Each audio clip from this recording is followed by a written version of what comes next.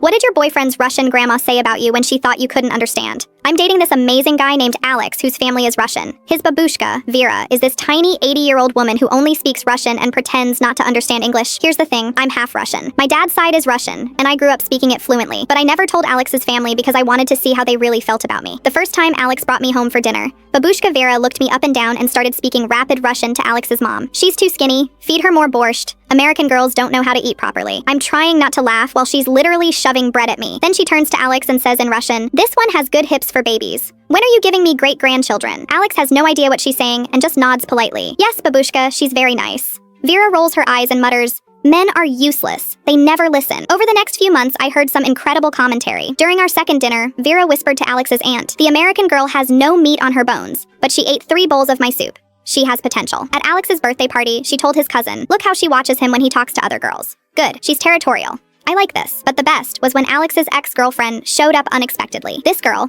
Natasha, was also Russian and kept trying to flirt with Alex right in front of me. Vera watched this whole interaction, then turned to Alex's mom and said, "Watch this. The American girl looks calm, but her eyes are saying, 'I will bury you in the backyard.'" She was absolutely right. I was plotting Natasha's demise while smiling sweetly. Then Vera did something amazing. She walked over to Natasha and said in Russian, "Little girl, this American has already marked her territory. Find yourself another man before she shows you what American women do to competition." Natasha left immediately. Vera winked at me and I almost broke character laughing. The funniest incident happened last month. Alex and I were helping Vera with groceries when this rude cashier was being dismissive because of her accent. Vera started muttering under her breath in Russian, "This little boy thinks I'm stupid because I'm old and foreign. If I was 50 years younger, I'd show him what Russian women do to disrespectful children." Then she looked at me and said, still in Russian, "American girl, you seem smart. Help me teach this boy some manners." I couldn't help myself. I looked at the cashier and said in perfect Russian, "My babushka says you're being rude and she's considering adopting you just so she can ground you." The cashier's jaw dropped. Vera's eyes went wide. Then she started laughing so hard she was crying. "You sneaky little fox. How long have you understood everything? Since the first dinner when you said I had good hips for babies. And you said nothing? I wanted to hear what you really thought of me." Vera grabbed my face with both hands. "You are perfect for my grandson. Sneaky, smart,